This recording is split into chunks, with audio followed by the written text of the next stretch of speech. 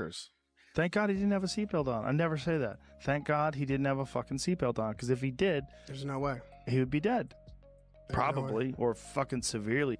And Logan is a prick who is just trying to throw his money around and try and repair his rep. Stand up. Stand up. Stand over here. Why? Stand over here. Let me stand.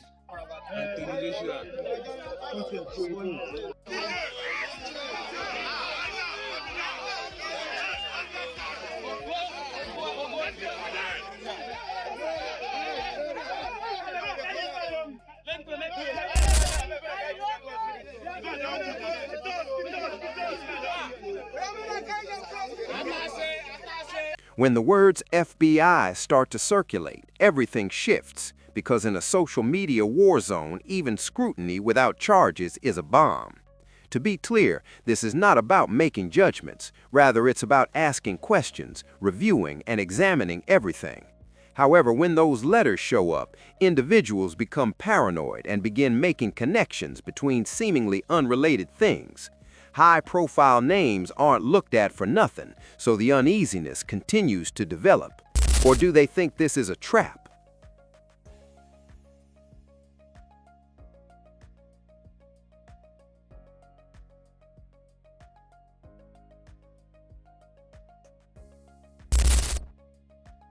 And Turkey Elishak discusses the possibility of brain damage, and all of a sudden, legacy concern enters the conversation because Joshua's strength is mental rather than physical. Additionally, the division trembles if scans uncover anything long-term. And when professions and futures are at stake, that's another dimension that people overlook when they seek drama. And the beast that seeks someone to blame is fed every hour when there is no clarity. Anyone, even if the reality is brutally random and dull.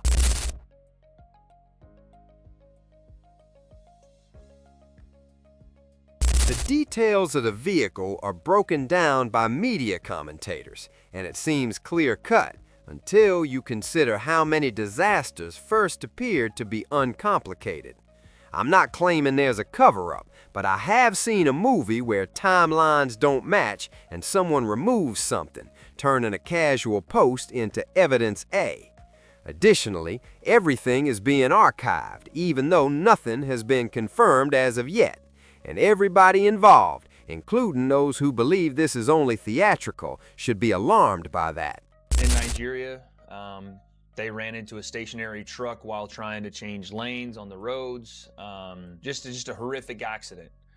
I don't want to start, assigning blame to something that I don't have the report. You get punched in the chest when you see Joshua laughing and alive just hours before the collision, because that's the video that keeps playing in your mind. Additionally, the contrast between it and cold-blooded online responses is nearly brutal. And this is the point at which supporters become emotionally invested and cease to be impartial, because dignity under duress is important.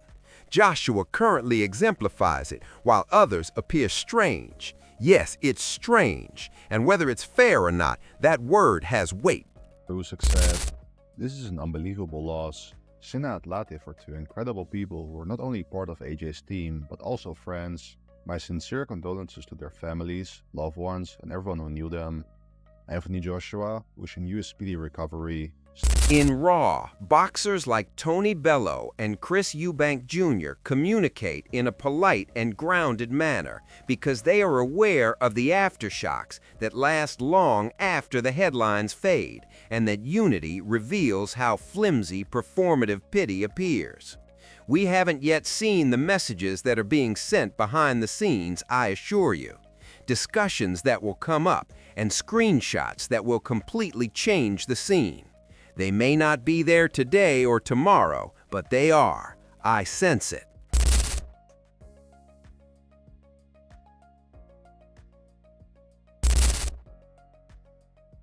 Police have confirmed the incident. Investigations are ongoing. Names are being scrutinized rather than condemned. And the boxing community is holding its breath because this may end in tragedy or turn into scandal. As a result, we are trapped in an unsolved terror. You are lying to yourself if you believe that this story is finished, because there are too many people watching, too many receipts are being examined, and one new detail has the power to instantly turn heroes into criminals. Don't blink then. Family, anything they need. You know, sometimes when someone is a star, they have a lot of things in their life taken care of for them. So you really have to move into that mode in this situation as well. Make sure, obviously, they're getting the best medical attention, make sure their family are safe and happy. If they need anything, be there for them and the family. You know, celebrities sometimes have a lot of stuff in their lives taken care of for them. Therefore, you also need to enter that mode in this circumstance. Make sure they are plainly receiving the greatest care possible. Ensure the safety and happiness of their family. The entire boxing influencer circus explodes overnight if even half of what investigators are orbiting turns out to be true, which makes the story's conclusion bizarre, unpleasant, and legacy-shattering.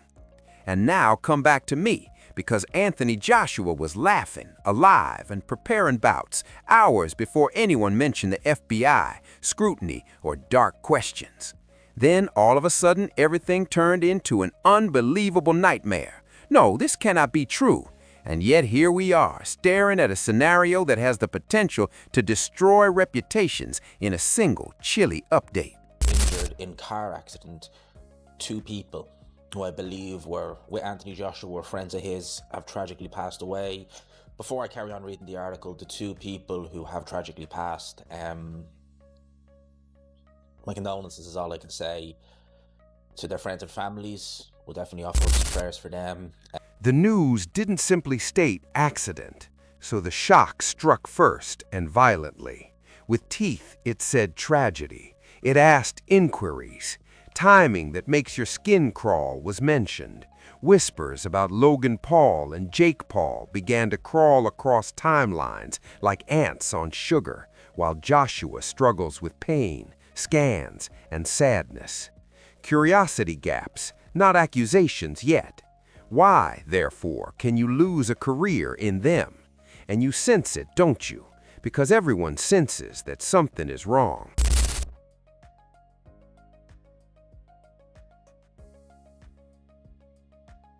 Then Jake Paul posts something informal, almost careless and nearly incorrect. And I'm looking at the screen, wondering whether he actually typed it right now. Because respect or silence is more valuable than vibrations when a man like Anthony Joshua is down and 2 lives have been lost. And where there had previously been none, that one post opened the door to suspicion, just enough to cause admirers to lean forward and ask, wait, why that tone? Why right now? There was someone in the stationary truck.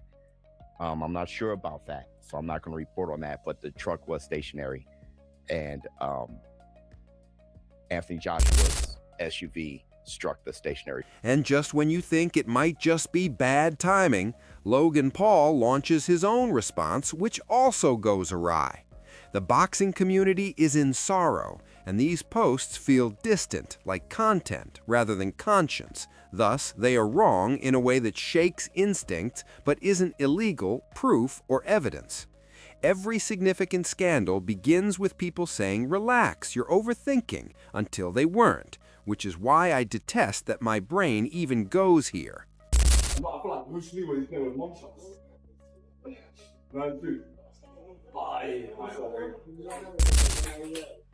Because officials are discussing a stationary truck, lane changes, and terrible randomness, this is the escalation that no one wanted. Reasonable voices are also telling me not to place blame just yet. Avoid jumping ahead of reports. The internet, however, doesn't wait, and the fever rises when people with ego, beef, and history come together with curiosity. Because it's okay if this continues to be a horrible accident. However, anarchy would ensue if someone lied, stalled, concealed anything, or pretended to be cute online.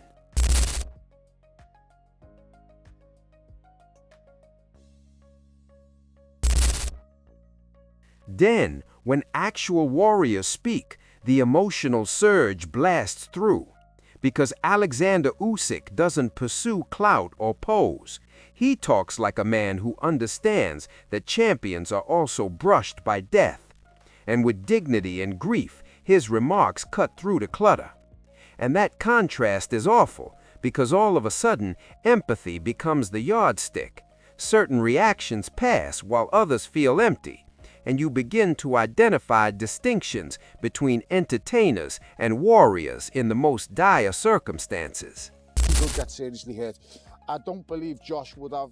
I believe Josh might have some compassion in him. Yeah. Because he doesn't speculate, Joe Rogan's response temporarily stops the circus.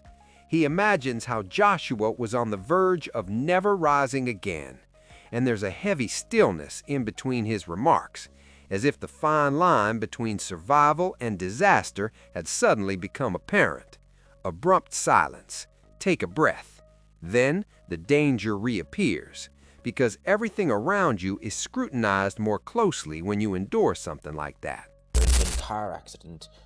2 people who I believe were with Anthony Joshua, were friends of his, have tragically passed away. Before I carry on reading the article, the 2 people who have tragically passed, my condolences is all I can say to their friends and families. Let me offer up some prayers for them. When Eddie Hearn intervenes, you witness leadership as opposed to noise.